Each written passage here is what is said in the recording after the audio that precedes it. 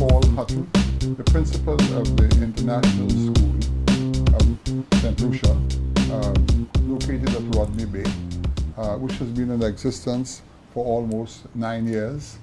And they have had students varying from as much as 120 to 90. And the feedback has been, if I may say so, excellent over the years, because this international school provides a very good education with well-trained teachers from Canada, but more importantly, the school sort of guarantees the individuals who wish to further education a place at a good university in Canada. And as we all know, Canada has been an area that many West Indians have visited for their education over the years. So on that score, I'm not going to waste much time because time does go very quickly. I'm going to introduce Paul to you, who will give you a synopsis of what has happened at the international school, and my questions to whom will follow thereafter. Paul. Yeah, thank you. Yeah. Yes. So the international school has been open since 2006, so it's 9 years old. The school itself has grade 3 right through to grade 12. And at this point right now, we've got 74 students at the school. Our curriculum at the school is a Canadian curriculum. It's the Ontario curriculum between grades 3 and grade 10. And grade 11 and grade 12 is our New Brunswick curriculum. Our students, when they graduate, will graduate with a New Brunswick high school diploma. And again, Canada is rated 5th in ranking in the world in terms of math, science, and English for students. And so a Canadian diploma, high school diploma, is worldwide recognized. The school itself is small, but one of the things that is an advantage, I think, for a lot of our kids as they go through is the small class sizes. Our teachers teach in a warm, safe, non-threatening environment with a ratio of about 1 to 7. That means some classes can have 10, 12. Other classes may have as many as 5 or 6. The advantage, I think, in our situation in our school is the teachers have the opportunity to work with our students on a one-to-one. We do offer between a period of time of 8 o'clock in the morning until 2:30. We offer 5 classes at the high school level between grade 8 and grade 12. We offer 5 classes. And in those classes, of course, are the standard courses, the English, sciences, maths, social sciences, and you get into business and digital production and media, the arts. At the elementary level, the elementary students from grade 3 to 5 and also from grade 6 and 7 follow the Ontario curriculum, which again focuses on literacy and numeracy. And one of our professional development moves in the school, and consistent with what it is in Canada, is to train our kids to be thinkers, critical thinkers, be able to work independently, be able to problem solve and collaborate with their classmates. And the advantage to this is these are some of the skills that they're going to take with them whether or not they go on to university, to college, or into the workplace.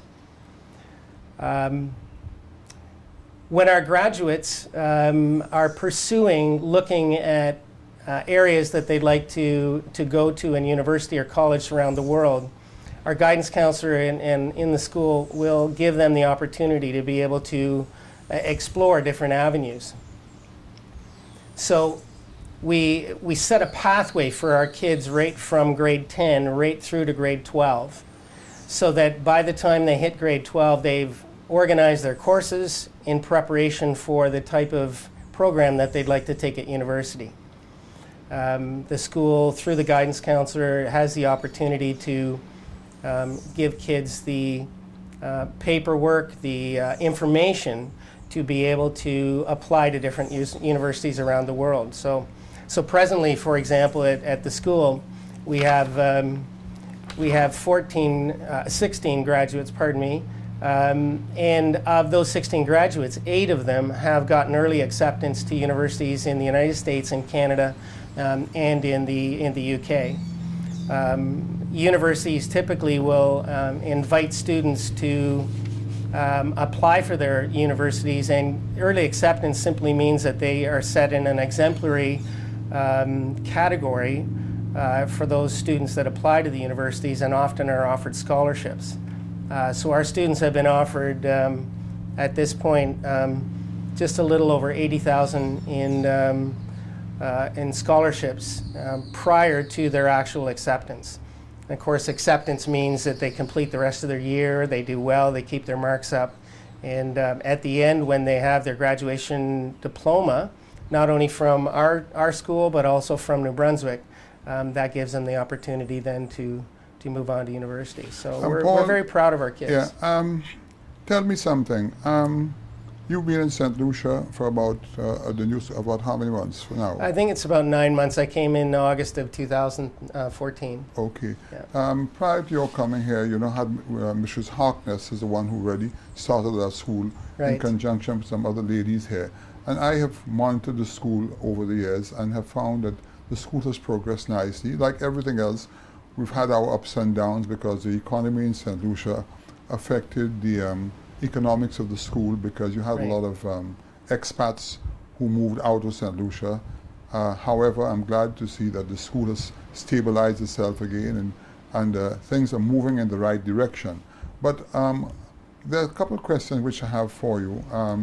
I know you've been only here 9, but looking at the records of the school, the children who have been to the international school and have gone on to university, has the school kept track of them to see how well they have done and where they are today?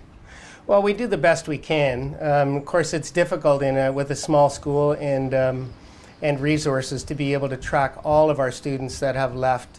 Many of the students, their parents are still working here in the island, and so many of the students that have left have continued on in their studies and have taken placements in the United States and Canada and so on. One problem which we have here in St. Lucia, there's something known as the brain drain, because a lot of the students come here and they migrate to the US and Canada, they don't return.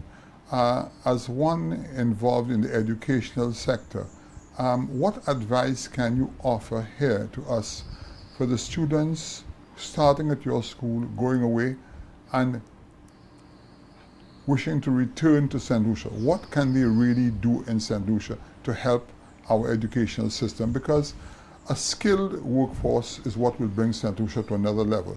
What advice can you offer, or from what you've seen so far? Well, I think the first response to that is judging from what I've seen of St. Lucian people. They're very patriotic, and as an education system, I think it's our responsibility to encourage them to not only give back to the community when they're in their schools, which I believe St. Lucian schools are doing, and I know that an international school is certainly doing that, but also to be able to get kids to realize that it's important to continue to feed the community that brought them up. And that's a hard thing to do. Parents need to take some responsibility for that as well. I think parents that have businesses on the island are constantly battling to ensure that the business maintains itself. And so, prepping your own children, having your own children and their children's children realize where their roots were is an important aspect, and but a difficult, as I said, a difficult thing to do. What has happened here, as I said, I've monitored the international school from its existence, and I have seen and talked to many parents whose children have gone to the school, and they've only been pluses. I know the school has been through some difficult times because through the Ministry of Education and the government itself, who have not fully comprehended the importance of the caliber of the international school.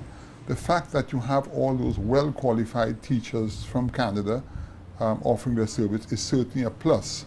At this point in time, I don't know, again, since you've been in that field, what areas of assistance would you like to see from a governmental aspect to assist your school?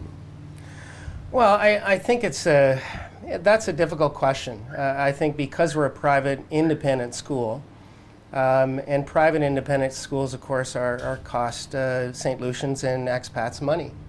I think one of the key areas for us is that as an international school, we're a not-for-profit school.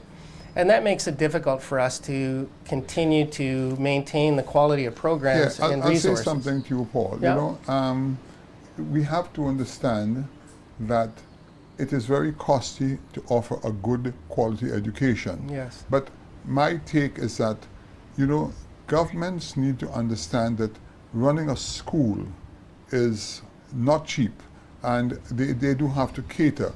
But if we have to bring people to a different level, they should understand. Now, what we're saying is that we're not asking for any direct financial assistance. But for instance, we have some difficulties sometimes with the school having to pay the VAT on a number of areas of expenditure. And this is something we need to look into. But I don't expect you to give me the answer right now, but we have just come into the end of the first segment of our program, and when we come back, we will go over that. This is Oak Mike, we'll be right back.